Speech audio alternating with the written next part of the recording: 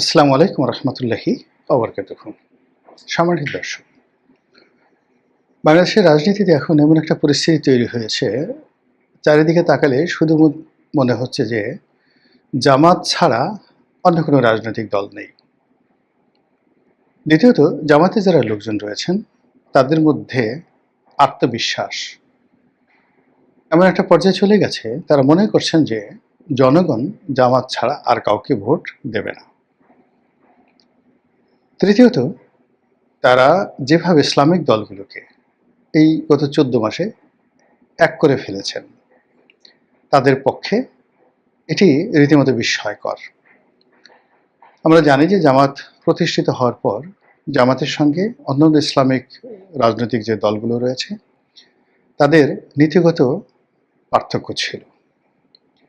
এমনকি একই জোটে থাকার পরেও, অর্থাৎ মাওলানা ফজলুল হক আমিনী, শাইখুল হাদিস মাওলানা আজিজুল হক মানে মামুনুল হক সাহেবের বাবা, ওনারা এবং জামাত একই সঙ্গে জোটবদ্ধ থাকার পরেও তাদের সঙ্গে জামাতের সম্পর্ক কখনো ভালো ছিল না। এর কারণ হলো তারা যে নীতিনৈতিকতা বা তারা যে থিওলজি ধর্মতত্ত্ব বিশ্বাস করে, সেটা কওমি ঘরানার। আবার অন্যদিকে জামাত যে ওহাবি মতবাদ বা যে সালাফি মতবাদকে তারা ধারণ করে, সেটাকে মামুনুল হক সাহেবের বাবা বা অন্যান্য যারা ছিলেন বা এখন যারা আছেন তারা এটাকে বাতিল ফেকরা মনে করেন যে এটা ইসলাম বিরুদ্ধ। ফলে পাশাপাশি থাকার সত্ত্বেও তাদের মধ্যে নিদারুণ বাকবিতণ্ডা হতো।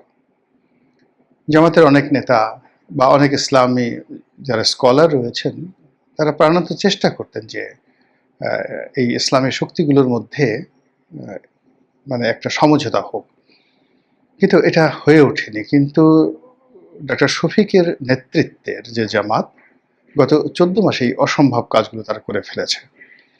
তারা ইতিমধ্যে যেটাকে বলা হয়, আপনি যদি ধরেন একেবারে অসম্ভব, চরমোনাইকে তাদের দলে ভিড়িয়ে ফেলেছেন, ইতিমধ্যে মামুনুল হককে তাদের দলে ভিড়িয়ে ফেলেছেন, ইতিমধ্যে হেফাজতের একটা অংশ, হেফাজতের দুটো অংশ, একটি অংশ আওয়ামী লীগপন্থী আর একটা অংশ ছিল আওয়ামী লীগ বিরোধী, কিন্তু আওয়ামী লীগ বিরোধী যে অংশটি ছিল সেটির সঙ্গে জামাতের কোনো সম্পর্ক ছিল না।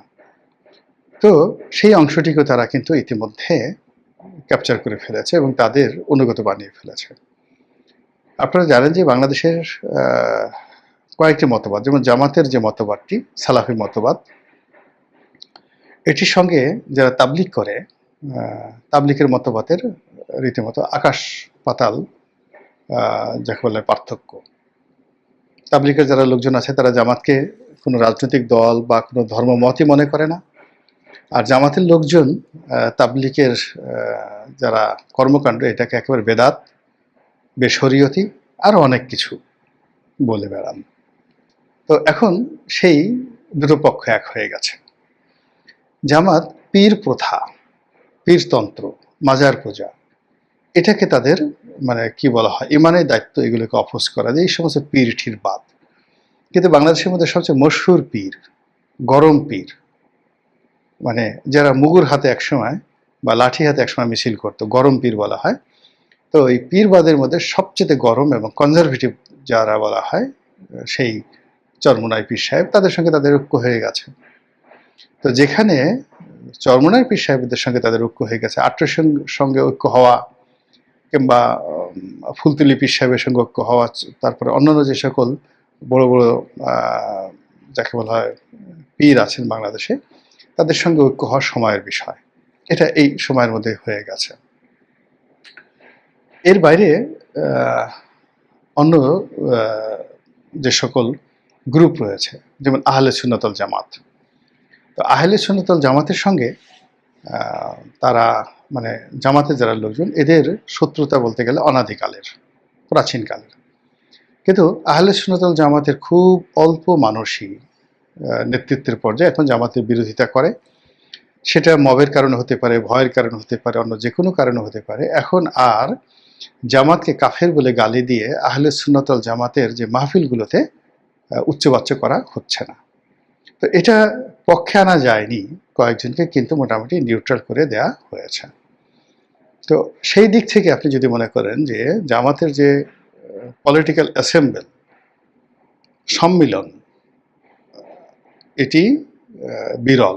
বাংলাদেশে তো বটেই, ঠিক সেম পরিবেশ পরিস্থিতি কিন্তু ভারতে, সেম পরিবেশ পরিস্থিতি কিন্তু পাকিস্তানে, সৌদি আরবিয়াতে, অন্যান্য মুসলিম কান্ট্রিতে। তারা এই কাজগুলো করতে পারেনি, কিন্তু জামাত গত 14 মাসে এই কাজগুলো কিন্তু করে ফেলেছে। বিএনপি প্রাণান্ত চেষ্টা করছে জামাতের এই ঐক্য ভেঙে দেওয়ার জন্য, কিন্তু বিএনপির এই বিষয়ে তাদের টেকনিক্যাল নলেজ নেই। ধর্ম সম্পর্কে, ধর্মীয় রাজনীতি সম্পর্কে, কোরআন হাদিস ইজমা সম্পর্কে, বা ধর্মীয় গোষ্ঠীগুলো কি কি বিষয়গুলো নিয়ে বিভেদ করে, বিসংবাদ করে, এইরকম জানাশোনা কোনো পলিটিক্যাল লিডার বিএনপির মধ্যে নেই। আবার এই সমস্ত বিষয় যারা জানেন তাদের সঙ্গে বিএনপির কোনো সম্পর্ক নেই। ফলে বিএনপি এই জায়গাটা থেকে রীতিমতো একেবারে অসহায়, দুর্বল এবং কাঙালের মতো তারা ঘোরাফেরা করছে, এবং তারা একবার মামুনুল হক সাহেবকে নিচ্ছেন, আবার একটু পরে মামুনুল হক সাহেব চলে যাচ্ছেন। দ্বিতীয়ত, অন্যান্য যে সকল ছোট ছোট রাজনৈতিক দলগুলো রয়েছে, যেমন ধরেন গণ অধিকার পরিষদ, তারপরে যেগুলো এখনো পর্যন্ত বিএনপির পক্ষে আছে প্রকাশ্যে, কিন্তু শেষ পর্যন্ত জামাত যদি তাদেরকে ডাকে, ভোটের মাঠের অবস্থা যদি জামাত এখন যে অবস্থা আছে তার সাথে আরো ফেভারেবল হয়ে যায়, তাহলে অন্ততপক্ষে, আমি নাম বললাম না, ছোট ছোট যে সকল রাজনৈতিক দলগুলো এখন বিএনপির সঙ্গে আছে, তারা হাতে গোনা 2-1টি ছাড়া কেউ বিএনপির সঙ্গে থাকবে না। সবাই কিন্তু জামাতের সঙ্গে চলে আসবে। বিএনপি পুরো মাঠে একা হয়ে যাবে, পুরো মাঠে একা হয়ে যাবে। এবং একা হয়ে যাওয়ার ফলে কি হলো, সেক্ষেত্রে তাদের জন্য আরো ভয়ঙ্কর অবস্থা তৈরি হয়ে যাবে। এর কারণ হলো, ইতিমধ্যে বিভিন্ন জায়গাতে শরিকদেরকে সিট দেওয়ার জন্য বিএনপি যে জায়গাগুলো খালি রেখেছে, ওখানে বিএনপির প্রার্থীরা মানসিকভাবে দুর্বল হয়ে পড়েছে, অভিমান করেছে, নিজেদেরকে গুটিয়ে নিয়েছে। আর যে সকল জায়গাতে বিএনপির প্রার্থীদের মধ্যে বিভেদ আছে, প্রতিযোগিতা আছে, বিসংবাদ আছে, মারামারি, কাটাকাটি, হানাহানি আছে, ওই জায়গাগুলোতে জামাত এবং তাদের যারা সহযোগী রয়েছে তারা ইজিলি অনেক কিছু করতে পারবে।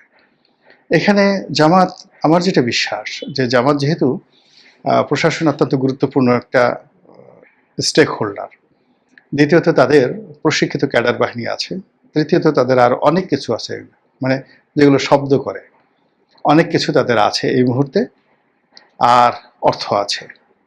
তো সেক্ষেত্রে তারা হয়তো সেই শেখ হাসিনার পন্থায় অবলম্বন করবে, বা সালাউদ্দিন কাদের চৌধুরী সাহেবের পন্থা অবলম্বন করবে। আসসালামু আলাইকুম চাচা, আপনি আমাকে ভোট দেবেন? আমরা শুনেছি, এটা সত্য মিথ্যা আল্লাহ মাফ করুক, ভোট দেবেন? হ্যাঁ চাচা, আপনাকে তো ভোট দেবো। তাহলে আর ভোট কেনা যাওয়া দরকার নাই, ভোট আমি পেয়ে গেছি। তো জামাত যদি বলে যে ঠিক আছে, আসসালামু আলাইকুম ভাই সাহেব, কেমন আছেন, আমরা তো চেষ্টা করছি, দেখেন বিএনপি এইভাবে লুটপাট করছে, আওয়ামী লীগ এভাবে লুটপাট করেছে, একদিকে চাঁদাবাজি, এদিকেও চাঁদাবাজি, এদিকেও চাঁদাবাজি, এক জাহেল গেছে, আর এক জাহেল আসছে। তো সাধারণ মানুষ বলবে যে হ্যাঁ হ্যাঁ ঠিকই তো, তো সেক্ষেত্রে আপনার কি একটু জামাতকে ভোট দেওয়া উচিত না? এই নেন একটা কোরআন শরীফ নেন। লোকজন বলবে হ্যাঁ ভালোই তো, ঠিক আছে, অসুবিধা নেই, যাওয়ার দরকার নেই, ভোট আমরা পেয়ে গেছি, মনে মনে বললেন। তো এই যে ভোট পাওয়া, ভোট গ্রহণ করা, রেজাল্ট শিট তৈরি করা এবং ভোট ডিক্লেয়ার করা, এটা যে তাদের জন্য কত সহজ, এবং এটা আওয়ামী লীগ থেকে তারা কত সুন্দরভাবে শিখেছে, এবং আওয়ামী লীগের আরো কত সুন্দরভাবে তারা করতে পারে, ইতিমধ্যে তার মহড়া হয়ে গেছে এবং এটা সফল হয়েছে, পরীক্ষা সফল হয়েছে বিশ্ববিদ্যালয়গুলোতে। কাজেই বিএনপি তখন সেই সময়টাতে আঙুল চুষা ছাড়া আর হাউমা করে কান্নাকাটি ছাড়া, গড়াগড়ি করা ছাড়া আর কোনো উপায় থাকবে না। ফলে এই সম্ভাবনার ক্ষেত্রে জামাত এখন একটা ঐতিহাসিক অবস্থায় রয়েছে। তৃতীয়ত হলো যে বিশ্ব রাজনীতি, বিশ্ব রাজনীতি এখন জামাতের ফেভারে। বিএনপি এখনো পর্যন্ত ভারতের সাথে বন্ধুত্ব করতে পারেনি। জামাতকে যদি আপনি কনজারভেটিভ দল বলেন, জঙ্গি দল বলেন, ইসলামপন্থী দল বলেন, কিন্তু তারপরেও তাদের যে ডিপ্লোমেসি, সেই ডিপ্লোমেসিতে তারা ভারতের বিভিন্ন গ্রুপের সঙ্গে তাদের যে কমিউনিকেশন, সেটা বিএনপি চেয়ে তারা অনেক অনেক অংশে এগিয়ে আছে, গোপনে এবং প্রকাশ্যে, সব দিক থেকে। এরপর আপনি যদি পাকিস্তানের কথা চিন্তা করেন, পাকিস্তান তো জামাত ছাড়া কিছুই বোঝে না। এখানে ডক্টর মোহাম্মদ ইউনূস বলেন, অন্যান্য যা কিছু বলেন, তারা কিন্তু এই যে পাকিস্তানের সাথে যে সম্পর্কগুলো দেখছেন এই মুহূর্তে রাষ্ট্রের, এটা কিন্তু থ্রো অথবা ভাইয়া জামাতের মাধ্যমে। এই জায়গাটিতে পাকিস্তানের হয়তো সফট কর্নার আছে বিএনপির সঙ্গে, কিন্তু বিএনপি তো এরকম পাকিস্তানপন্থী কোনো রাজনীতিবিদ কৌশলগত সম্পর্ক যেভাবে জামাতের সাথে আছে, ওই সম্পর্কটি তারা স্থাপন করতে পারেনি। চীন এখানে যে আসে তাকে মেনে নেবে, তারা সবার সাথে, তারা বিএনপি, আওয়ামী লীগ, জামাত সবার সাথে একটা সম্পর্ক স্থাপন করে চলেছে। কিন্তু সমস্যা হয়ে গেছে কানাডা এবং আমেরিকাতে। কানাডা এবং আমেরিকা প্রথম থেকেই, সেই 2001 সন থেকেই ধীরে ধীরে ধীরে ধীরে বিএনপির সম্পর্কে তাদের একটা নেতিবাচক ধারণা রয়েছে। বিশেষ করে তারেক রহমান সাহেব আমেরিকাতে যেতে পারবেন কি পারবেন না, এটা নিয়ে নানা রকম কথাবার্তা আছে। তিনি কি আমেরিকাতে নিষিদ্ধ, বা তাকে কি ভিসা দেওয়া হবে না, এই বিষয়গুলো নানা কথাবার্তা কিন্তু চলছে। হয়রাজ জামাতের আমির ফ্রিকুয়েন্টলি তিনি আমেরিকা যাচ্ছেন, জামাতের লোক গোপনে প্রকাশ্যে আমেরিকা যাচ্ছে। তাদের যে লবিস্ট ফার্মগুলো রয়েছে, সেই লবিস্ট ফার্মগুলো সেখানে অত্যন্ত শক্তিশালী। এবং আমেরিকাতে এখন জামাতের অবস্থা কি, আপনি চিন্তা করেন যে জোহরান মামদানি এখন নিউ ইয়র্কের মেয়র হলেন। এই জোহরান মামদানি তার যে নির্বাচন, সে নির্বাচনের পরে তিনি এক ভদ্র মহিলার নাম তিনি কৃতজ্ঞতা সহকারে স্মরণ করেছেন, যে তার এই নির্বাচনের পেছনে বাংলাদেশি আন্টি, একজন বাংলাদেশি আন্টি অনেক সাহায্য করেছে, সহযোগিতা করেছেন, কাজেই thank you aunty, thank you aunty. আপনারা কি জানেন সেই বাংলাদেশি আন্টি কে? সেই বাংলাদেশি আন্টি হলেন এই মীর কাসেম আলী সাহেবের স্ত্রী, এখন যে ব্যারিস্টার আরমান, তার মা। মীর কাসেম আলী সাহেব যখন স্বাধীনতার পরে প্রথম ছাত্র শিবির হলো, তার সভাপতি আর ছাত্রী সংস্থার প্রধান ছিলেন এই বাংলাদেশি আন্টি মীর কাসেমের স্ত্রী। তো তিনি এখন আমেরিকার রাজনীতিতে নিউ ইয়র্কের মেয়রের গুড বুকে, এবং তাকে নির্বাচিত করার পেছনে যেখানে বাংলাদেশি আন্টি হিসেবে জামাতের মীর কাসেম আলীর স্ত্রী এত গুরুত্বপূর্ণ ভূমিকা পালন করতে পারে, কাজেই আমেরিকাতে জামাত কোন অবস্থায় আছে। আর সেই তুলনায় জামাতের যারা প্রতিপক্ষ এই মুহূর্তে রয়েছে বিএনপি, তারা আমেরিকাতে কোন অবস্থা আছে একটু ভেবে দেখুন তো।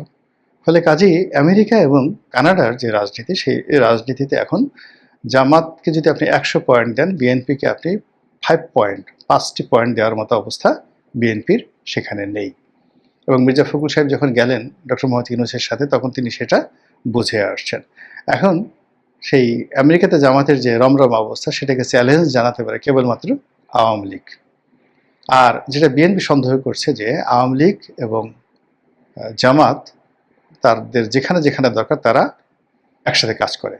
যেমন ইংল্যান্ডে গিয়ে দেখেন, ইংল্যান্ডে জামাতের বিরাট সংগঠন রয়েছে, এবং সেখানে বিএনপি নয়, জামাতের ঘনিষ্ঠ বন্ধু হলো আওয়ামী লীগ।